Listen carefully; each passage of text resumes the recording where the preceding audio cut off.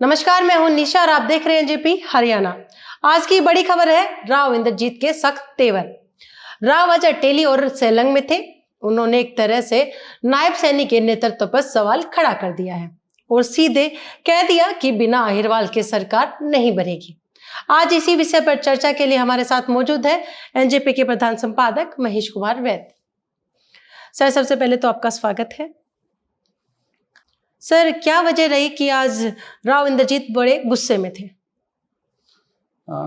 निशा, आज वाकई राव इंद्रजीत बड़े गुस्से में थे। उनका 2 जगह का दौरा था आज ना, पहले सेलंग और उसके बाद में अटेली का। उनके साथ सांसद धर्मवीर भी थे, उनके साथ आरती राव उनकी बेटी भी थी और बाकी नेता भी थे। उन्होंने जम करके अपना गुस्सा दिखाया है, कहीं डायरेक्ट कहीं इनडायरेक्ट। जो उनको इस बात का मलाल था कि भारतीय जनता पार्टी ने नायब सैनी को चीफ मिनिस्टर का फेस घोषित कर दिया। वो इनडायरेक्ट रूप से ये कहते रहे कि जो उनसे जूनियर थे वो काफ़ी आगे चले गए हैं और वह आज भी एक ऐसा रिकॉर्ड बना लिया है जिस रिकॉर्ड पर उन्हें खुद भी महसूस होता है ये रिकॉर्ड कोई गौरवशाली नहीं है। वो 6 बार के सांसद हैं, 5 बार लगातार जीतने का रिकॉर्ड है, लेकिन 2014 में भी राज्य मंत्री थे और 2024 में भी उन्हें राज्य मंत्री की शपथ लेनी पड़ी है। ये उनके मन में पीड़ा थी, लेकिन उन्होंने चैलेंज दे दिया है कि कोई सरकार अहिरवाल के रास्ते से ही बन पाएगी, कोई सरकार बिना अहिरवाल के रास्ते से नहीं बनेगी। एक तरह से उन्होंने कह दिया कि सरकार हम बनाएंगे, हम चाहेंगे वैसे ही सरकार बनेगी। जो है सर, अमित शाह 16 जुलाई को महेंद्रगढ़ आने वाले हैं और उनके दौरे की तैयारी को लेकर 13 जुलाई को मुख्यमंत्री नायब सैनी और प्रदेश अध्यक्ष मोहन बडोली भी महेंद्रगढ़ में थे। सभी सांसदों और विधायकों को भी आमंत्रित किया गया था, लेकिन पास होते हुए भी राव नायब सैनी की बैठक में नहीं पहुंचे थे। तो इसको लेकर आप क्या कहेंगे? यही तो बहुत बड़ी बात है। राव इंद्रजीत ये दिखाना चाह रहे हैं कि उनका कद काठी काफी बड़ा है। वो इस तरह उनसे जूनियर स्तर के नेता उनकी क्या ड्यूटी लगाएंगे, क्या उनको देंगे? तो वो सीधा सीधा अपनी नाराजगी भी जता रहे हैं बैठक से दूर रह करके। वो महेंद्रगढ़ में ही बैठक हो रही थी, नायब सैनी और मोहन बडोली आए हुए थे अमित शाह की बैठक के लिए, जबकि राव इंद्रजीत दूर हैं उस बैठक से। तो सीधा संकेत ये कि भाई मैं आप लोगों से खुश नहीं हूं, आप लोगों की कार्यप्रणाली से खुश नहीं हूं। आप लोग जो जूनियर नेतृत्व है, जो जूनियर साथी हैं, उनको तो पावरफुल बना रहे हैं और जो सीनियर साथी हैं उनको आप बट्टे खाते लगा रहे हैं। तो कहीं ना कहीं इससे राव के समर्थकों में भी तो नाराजगी है।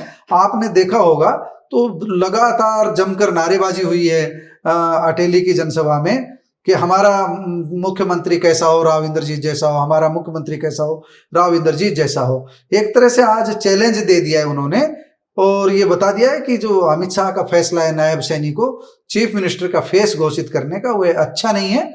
लेकिन उन्होंने उसको बगावत के तेवर में नहीं लिया, लेकिन उन्होंने एक चैलेंज दे दिया है कि चीफ मिनिस्टर बनेगा तो अहिरवाल के रास्ते से बनेगा। साथ ही उन्होंने ये भी कहा है कि वो पार्टी छोड़कर कहीं नहीं जा रहे हैं, भाजपा में ही रहेंगे, 5 साल तक सेवा करेंगे।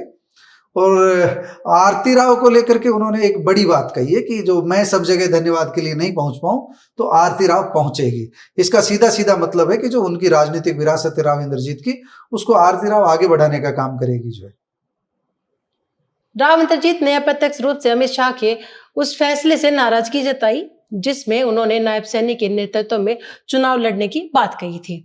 ये बात तो बहुत बड़ी है, लेकिन आप इसके बारे में क्या कहेंगे? ये बहुत बड़ी बात है निशा। वाकई में राव इंद्रजीत ने ऐसा कह करके अपनी नाराजगी जताई है।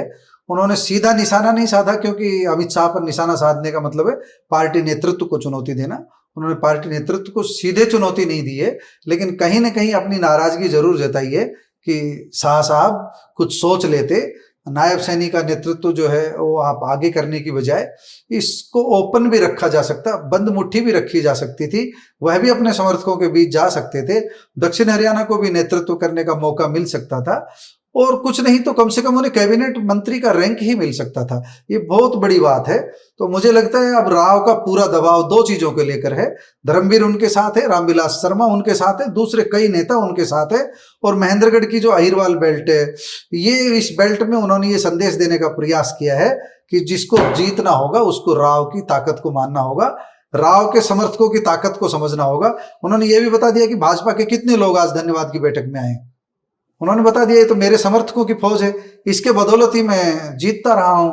उन्होंने आज सबसे बड़ा संदेश ये दिया है, संगठित रहना, फूटना नहीं है, किसी को फूट नहीं पड़नी है आप लोगों में। सत्ता जो है किसी के भी पास जाए, लेकिन उस सत्ता का रास्ता अहिरवाल से होकर जाएगा।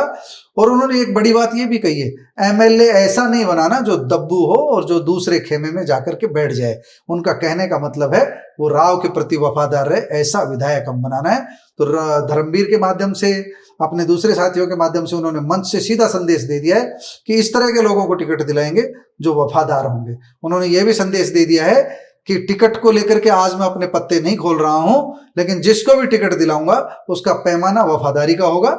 ये राव इंद्रजीत ने संदेश दिया और ये बहुत बड़ी बात है। आज राव के तेवर वाकई तल्ख थे और इन तेवर का असर आने वाले समय में देखने को मिलेगा। मुझे लगता है भाजपा नेतृत्व जो है वो राव की कुछ बातों को मानने के लिए बाध्य होगा, ऐसा मुझे लग रहा है। सर बहुत बहुत धन्यवाद आपका।